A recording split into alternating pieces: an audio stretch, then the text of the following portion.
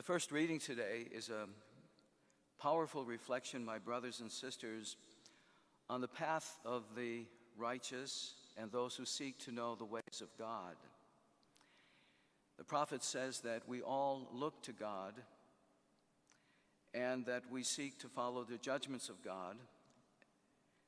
Your name and title, O Lord, he says, are the desire of our souls.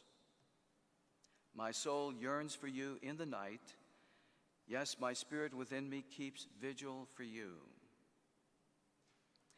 There is within us, my brothers and sisters, and we believe it has been sown by the Creator, a desire to know the one in whom we live and experience the blessings of life. There is something we believe that is written in our spiritual DNA, as it were, that reaches out to the transcendent, that reaches out for a sense of meaning and good and purpose in our living. And the wonderful thing that we discover, as believers of ages past discovered, is that as much as we seek God, God is also seeking us.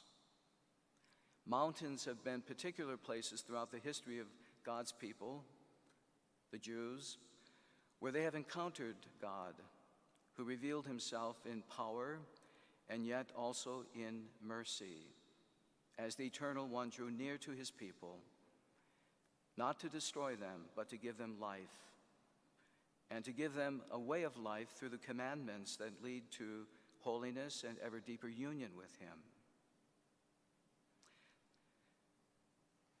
In this particular reading that we heard, there's also an important point being made.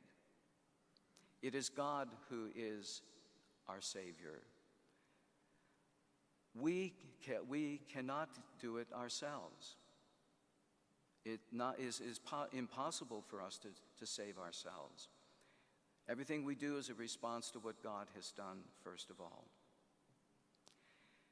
These hermits who moved to Mount Carmel in the 12th century, they were doing something very deliberate, giving intention to this desire in their hearts to seek God and a deeper union with God. And so they went to this sacred mountain, Mount Carmel, and founded the Order of Carmelites. Their search is a reminder to all of us that in the busyness of our lives, in the particulars of our daily responsibilities, we as human beings are also seeking God and must find a place for God in our lives. The gospel is the beautiful shortened version that we have heard a few times recently, where Jesus says, "Come to me and take my yoke upon your shoulders, for my yoke is easy and my burden light." A yoke is something that is placed on the shoulders of a beast of burden. It is to direct the action of that animal to make it useful, either in plowing or in planting. The yoke of Jesus, though, is not a burden.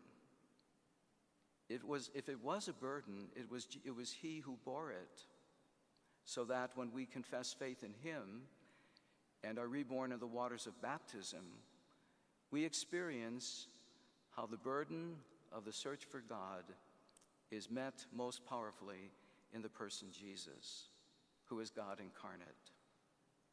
May we find joy in knowing the Lord, in following his teachings and example, and through the intercession of Mary, his mother, and the mother of all of us through baptism, may we find that union with God ever more fully realized, knowing that it is the work of grace in our lives, and it is the powerful and loving act of God who draws close to us.